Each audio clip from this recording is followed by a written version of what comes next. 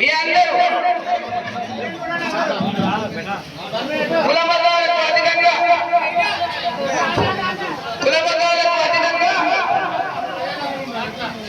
అందరం ఒకటే, ఎవరు వేరు కాదు, అందరం సమానమే అనే సౌభాగ్యంతో ఈరోజు ఇల్లు ఇల్లు కదిలి ఊరు మొత్తం తిరిగి రావడం జరిగింది.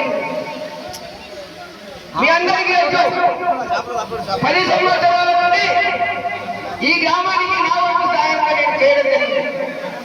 నిరంతరం ఓడినా గెలిచినా మీ మధ్యనే ఉంటూ మీరే పని చెప్పినా నా వంతు సాయంగా మీ అందరికి సహాయ సహకారాలు అందిస్తున్నా. ఎందుకంటే మన ఊళ్ళో నీళ్ళ సమస్య ఎంతో గోసపడుతుంది. సైకిళ్లతోటి, మోటార్ సైకిళ్లతోటి, ట్రాక్టర్లతోటి, ట్యాంకర్లతోటి నీళ్లు పెట్టిన ఫలితం లేని పరిస్థితి ఉండే. మన గౌరవ పోయిన ప్రభుత్వంలో నేను కూడా పాలు పంచుకున్నా కాబట్టి అందులో మన ఊరికి 3 ట్యాంకులని మంజూరు చేయించి నిర్మాణం కట్టించి ఇంటింటికి నల్ల నీళ్ళు అందించిన అది నేను అదృష్టంగా భావిస్తున్నా. మీ అందరికీ నీళ్లు తాగిన నేను చాలా సంతోషపడుతున్నా. కానీ ఎవరింటిలో కళ్యాణ లక్ష్మి కానీ ఆరోగ్యంగా బాగలేకపోతే సీఎం రిలీఫ్ ఫండ్ కానీ ఏలాంటి 1 రూపాయి మీ దగ్గర తీసుకోకుండా మీకు సేవలు అందించింది. 10 సంవత్సరాల కాలంలో మీకు సేవ చేస్తున్నాను కాబట్టి, పోయినసారి ఓడిపోయినాను కాబట్టి మళ్ళీ ఈసారి నేను అవకాశం ఇవ్వాలి నేను ముందుకు వచ్చాను. దయచేసి ప్రజలందరూ అవగాహన చేసుకొని ఆలోచించండి. నేను మీ అందరికీ మాటిస్తున్నా, ఏలాంటి అవినీతి లేకుండా మీకు బాలనాన్ని ఏదైతే మీ ముందుకు వచ్చిన సవినంగా మీ అందరినీ కోరుతున్నా. నేను మీ యొక్క పాలకుని కాను, మీకు సేవకులుగానే పనిచేస్తానని మీకు మాట. ఎందుకంటే జమ్మి చెట్టు దగ్గరికి జమి పూజ చేయడానికి పోతుంటే కూడా మట్టి రోడ్డు, ఇరువైపులా మొత్తం చెట్లు కంప, అలాంటి రోడ్డు 22 ఫీట్ల సీసీ రోడ్డు కూడా వేయడం జరిగింది.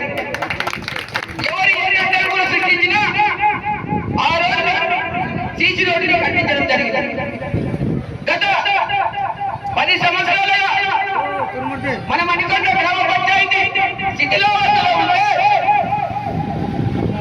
మన గౌరవ ఎస్ఆర్ రెడ్డి గారి సహకారంతో మన మణికొండ గ్రామానికి మల్కాపురం నుంచి, కేశవరం నుంచి, రాజనాయకాండ నుంచి అందరి పింఛన్లు మణికొండ గ్రామాల వచ్చి మన మణికొండ గ్రామానికి ఆ రోజు 200 మంది పింఛన్లు వచ్చాయి. ఆ పింఛన్లు ఇచ్చడంలో నా వంతుగా నేను కృషి చేయడం జరిగింది. ఆ రోజు సార్ ఒకటే అడిగాడు, ఏం సతీష్ ఈ మణికొండ గ్రామ పంచాయతీ ముందల్లే కనిపిస్తుంది, ఇంత కూలిపోయి ఉన్నది, మళ్ళీ ఏమడుగుతుంది. నేను ఆయనకి చెవులో చెప్పిన, సార్ నేను ఓడిపోయినా సరే కానీ ఊరు అభివృద్ధి కావాలి, మీరు మంజూరు చేసుకోవాలి గ్రామ పంచాయతీ భవనాన్ని అని చెప్పి సార్ తోటి మంజూరు చేయించడం జరిగింది.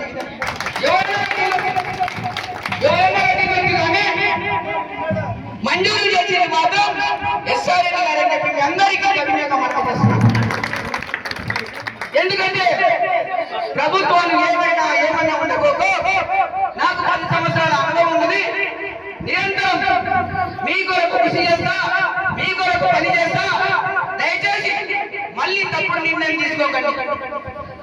తప్పుడు నిర్ణయం తీసుకొని మళ్ళీ వేరే పొరపాటు చేయకూడదని ప్రజలందరినీ విజ్ఞప్తి చేస్తున్నాం. ఒక్కసారి ఇవ్వండి అవకాశం, నాకొకసారి ఇవ్వండి.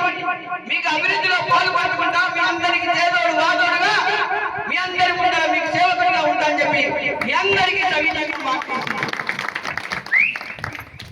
నాకు మళ్ళీ కత్తెర గుర్తు వచ్చింది.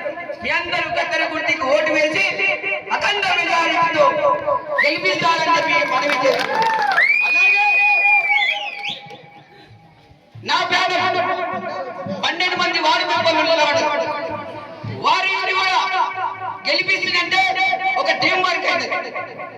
మళ్ళా వేరే వీళ్ళని గెలిపిస్తే మళ్ళా వేరే అయిపోతుంది. దయచేసి ఒక టీం అవుతుంది, వాళ్ళందరి సహకారంతో మన గ్రామాన్ని అభివృద్ధి చేస్తామని చెప్పి మాట ఇస్తున్నాం. ఇక్కడ మూడో వార్డు ఉంది, రెండో వార్డు ఉంది, ఒకటో వార్డు ఉంది. ఇవన్నీ వారి వారి మంత్రులు మీ ఇంటి దగ్గరకు వచ్చి చెప్తారు. మీ ఇంటి దగ్గరకు వచ్చి చెప్తారు. మీరందరూ సహకరిస్తారని చెప్పి ప్రజలందరినీ కోరుకుంటూ కత్తెర గుర్తుకే, కత్తెర గుర్తుకే, కత్తెర గుర్తుకే జై తెలంగాణ. ముఖ్యంగా